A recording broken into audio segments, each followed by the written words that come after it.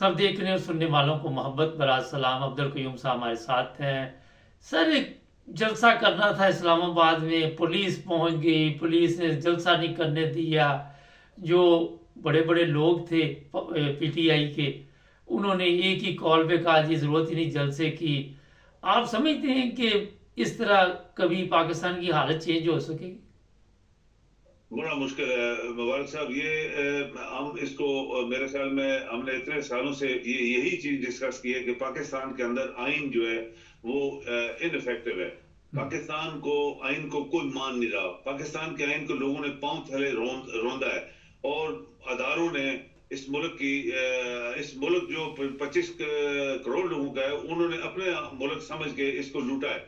यानी हर शख्स जो सदर बनता है वो समझता है ये उसके बाप का मुल्क है, जो प्रॉपर्टी पाकिस्तान की वो मेरी है, और उसको खूब लूटता है, खाता है। वजीर आजम, मिनिस्टर्स, गवर्नर्स, चीफ मिनिस्टर्स, ये सब लोगों ने, और अदारे और बाकी जो अदारे जिनको हम कहते हैं, हर बंदा जो किसी ओहदे के ऊपर एज ए नौकर, यानी आप कहें कि वो एम्प्लॉय होता है। कोई भी सरबराह बनता है 2-3 साल के लिए तो वो एक नौकर होता है पाकिस्तान का। जैसे दुनिया में है, सब लोग अपनी अपनी नौकरी करते हैं, अपने कोशिश करते हैं कि ऐसा अच्छा काम कर दो कि लोग बाद में याद करें। इंडिया में देखें 2-2.5 साल के लिए चीफ ऑफ आर्मी स्टाफ बनता है, किसी को भी पता नहीं होता, वो ऑटोमेटिकली चेंज होते हैं, रिटायर हो जाते हैं। पाकिस्तान में जो हालात पैदा हुए, ये इतने खतरनाक हालात हैं कि ये पाकिस्तान, लोगों ने बोला कि ये खत्म हो जाएगा, उसकी रीजंस बताई हैं। इसकी इकानमी बैठ गई है, इसका कानून काम नहीं कर रहा, इसके अदारे मफलूज हैं, इसका कोई पॉजिटिव थिंकिंग या थिंक टैंक्स नहीं है जो पाकिस्तान को बचाएं, जबकि सबको पता है हम खाई में गिरने वाले हैं। तो ये सारी चीजें हैं, छोटी छोटी बातों के ऊपर। अगर आपका आइन जिसको जजेस कहते हैं कि इसको हमने बेल दी है, बाहर निकलता है, अरेस्ट हो जाता है, हैरानगी की बात है। उसको फिर बेल देते हैं, फिर पकड़ हो जाता है। एक बंदे को कहते हैं जाओ तुम हज करो, तुम्हें हमने हमारी इजाजत है इसी से नाम का, उसको पकड़ लेते हैं एयरपोर्ट के ऊपर। ये सब शर्मनाक, एक बगैर पुणे और कमीना पुणे की हालत जो है पाकिस्तान के ऊपर हावी है इस वक्त। तो इसको ठीक कौन करेगा? आपकी अवाम, वो अवाम जो कि बिल्कुल जिसको कहते हैं कि सांप सूंघा हुआ है, और वो 25 करोड़ है, वो 25 लाख नहीं है या 25,000 नहीं है, वो खामोश हैं। तो ये मुल्क मुल्क से मुबारक नहीं चलने वाला। हमने बोला हुआ है, जो जो हमने बातें की आज तक वो सच निकली है, और ये भी सच है कि ये मुल्क नहीं चलेगा जब तक आइन को सुप्रीमेसी नहीं मिलेगी। हर वो शख्स जो बड़ा है, छोटा है, दरमियाना है, हाई रैंक का है, कुछ भी है, जब आइन उसको नहीं पकड़ेगा तो फिर इसी तरह ये होता रहेगा। जैसे डरसा नहीं होने देने, पुलिस आ जाती है, पकड़ लेती है। क्यों पकड़ लेती है? जब उसको इजाजत मिली हुई है। तो ये सब चीज इसी इसी वजह से हो रहा है कि आपके मुल्क के अंदर आपके जजेस जो है वो बिके हुए हैं, वो इनके नौकर हैं, वो इनके सिफारिशों से आए हुए हैं। चीफ ऑफ आर्मी स्टाफ सिफारिश से आए जितने पाकिस्तान में बने, और इसी वजह से आपके लोग जो हैं वो भी खामोश हैं। तो फिर आसमानी ताकत तो आपको मिलने वाली नहीं है कि इसलिए हम खुद ही अंदर से मुसलमान नहीं रहे, तो फिर अल्लाह की वो उम्मीदें कि जैसे लोग कहते हैं कि अल्लाह की मदद आएगा तो कभी नहीं आने वाली। सर ये बताइए, फौज की तरफ से आज एक वीडियो सोशल मीडिया पे चल रही है, वो कह रहे जी हम किसी को नहीं छोड़ेंगे, ये जितने लोग भी हैं इनको हम पकड़ेंगे, सजा देंगे और फौजी ऑपरेशन किया जाएगा। कोर कमांडर कॉन्फ्रेंस हुई है, उसमें भी ये कहा गया जनाब ये जो ऑपरेशन है बड़ा ज़रूरी है। अवाम तो पहले ही फौज के खिलाफ है, और रोज़ाना 5-10 लोग फौज के जो हैं वो लोग मार के भाग जाते हैं। तो फौज ने तो उनको नहीं अभी तक इतना नुकसान पहुंचाया, फौज को क्यों नुकसान हो रहा है? बात यह है कि फौज के लोग आपको पता ही है हर रोज मरते हैं। फौज के जो है वो सिपाही से लेके अफसरों तक, और यंग अफसर मरते हैं, सीनियर तो कोई मरता नहीं है, वो पीछे बैठे होते हैं। अभी हर रोज जो पाकिस्तान के लोग मर रहे हैं वो मुल्क के लिए तो मर रहे हैं, लेकिन बड़े लोग तो आराम से बैठे हुए हैं। दूसरा ये मुबारक साहब, असल बात यह है, अगर ऑपरेशन करना था फौजियों ने तो इन लोगों के खिलाफ क्यों नहीं किया जिन्होंने खरबों रुपए पाकिस्तान के लूटे हैं, जो असल में पाकिस्तान के मुजरम है, क्रिमिनल्स हैं, लूट मार इन्होंने किया है, मुल्क का कुछ नहीं छोड़ा। इनको क्यों नहीं पकड़ा फौज ने? असल में ये ऑपरेशन होना चाहिए था इस मुल्क के अंदर।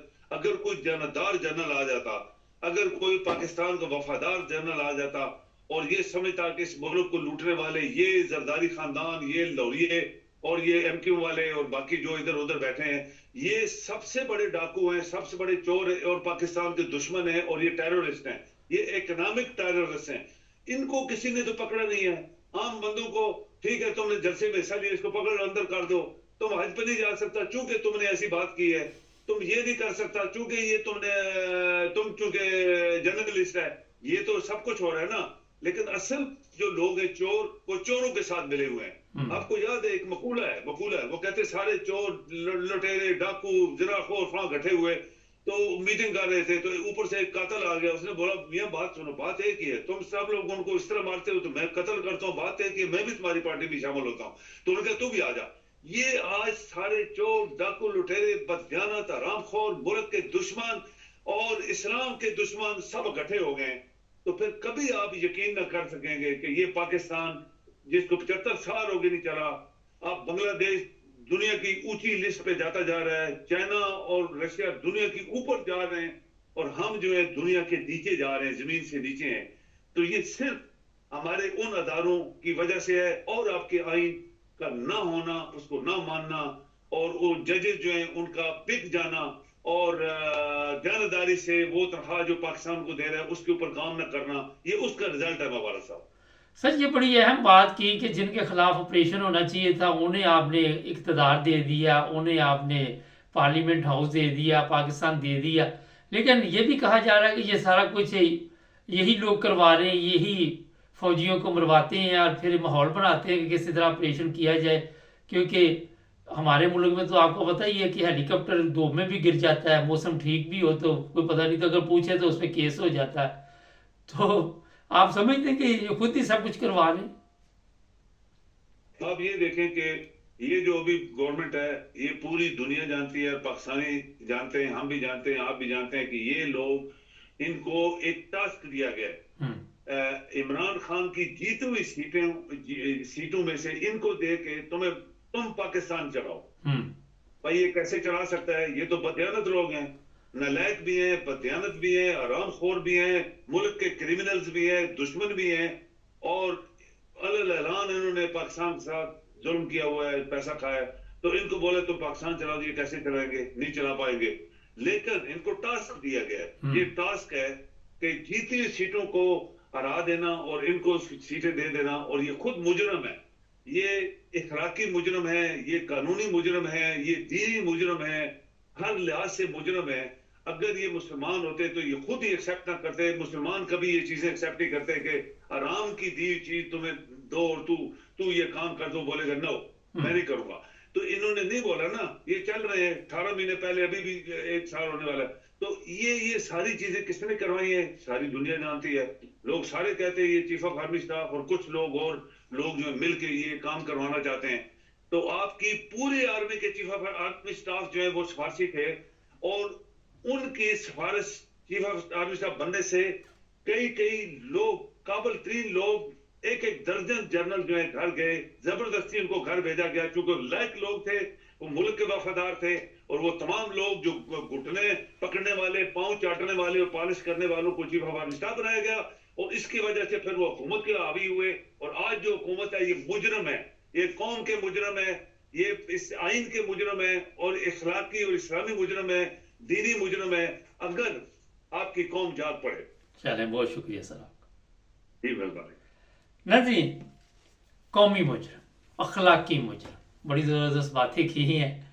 प्रॉब्लम ये है कि सब कुछ खुद ही करवाते हैं, माहौल बनाते हैं, जिस तरह लोगों के ऊपर झूठे केस बन सकते हैं, लोगों को झूठे मरवाया भी जा सकता है, फिर लोगों को पकड़ने के लिए ये सब कुछ किया जा सकता है। 7 लाख फौज हो, पाकिस्तान में अमन नाम की चीज़ नहीं, हर तरफ चोर लटेरे डाकू राज, कुछ भी नहीं कर सकते।